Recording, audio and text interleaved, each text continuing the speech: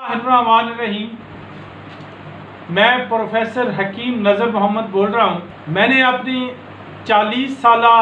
علاج معالجے کی خدمات کے دوران جو ہیرے موتی جواہر اکٹھے کیے ہیں تک پہنچا رہا ہوں۔ مقصد یہ ہے کہ جو لوگ حکومت تک پہنچ نہیں سکتے، ڈاکٹر تک نہیں پہنچ سکتے، ان کے پاس ٹائم نہیں ہوتا، شرم و حیا کی وجہ سے وہ بات نہیں کر سکتے، تو گھر بیٹھے ہی ان کی صحت کے بارے میں ان تک معلومات پہنچ جائیں اور جہاں تک ممکن ہو سکے ان کی تکلیفوں کا ازالہ بھی ہو جائے۔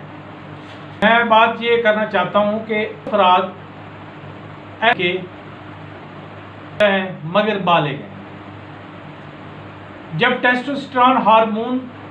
اپنا کام شروع کرتا ہے تو ہر وقت ان کا جو مادہ منویہ پیدا ہو کر خزائن منوی میں جمع ہوتا رہتا ہے اور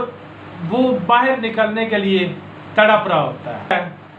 لیکن جو غیر شادی شدہ افراد ہیں وہ مجبور ہوتے ہیں،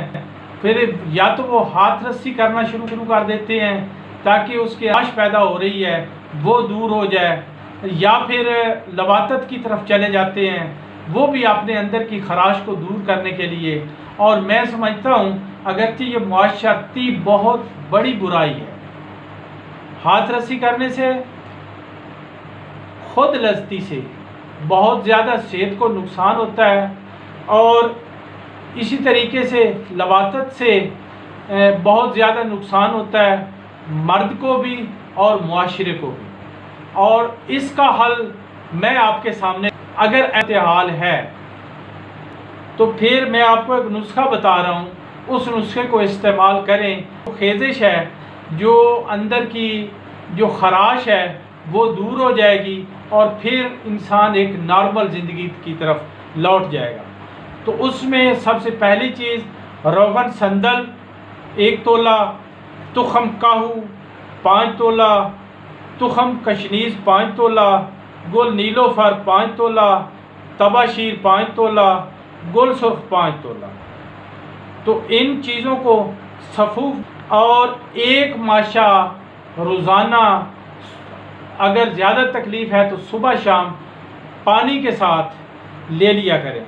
اور اس سے انسان صحت مند ہو جاتا ہے اور برائیوں سے بھی بچ جاتا ہے۔ لیکن ایسے افراد جو لواطت کر کے اور ہاتھ رسی کر کے خود رسی کے ذریعے ہو جاتا ہے، تو پھر اس کے لیے میں آپ کو علاج بتا رہا ہوں، وہ بھی آپ یاد رکھیں کہ اس میں آپ نے شگرف 1 تولہ لینی ہے اور 1 درجن دیسی انڈے لینے ہیں۔ تو دیسی انڈے کی ابال کے آپ زردی نکال، پھر اس کو پتال جنتر کے ذریعے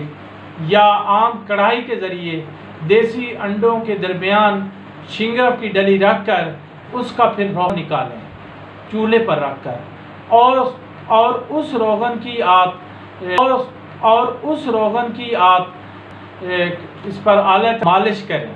لیکن یاد رکھیں کہ اگر مالش کرتے کرتے لذت کا شکار ہو گئے تو پھر کمزوری پہلے سے بھی زیادہ ہو جائے گی۔ اس لیے اس حد تک نہیں جانا کہ وہ ایجیکولیشن ہو جائے، انزال ہو جائے، بلکہ صرف مالش کی حد تک رہنا ہے، اور اس سے عضو جو ہے وہ اپنی صحت کی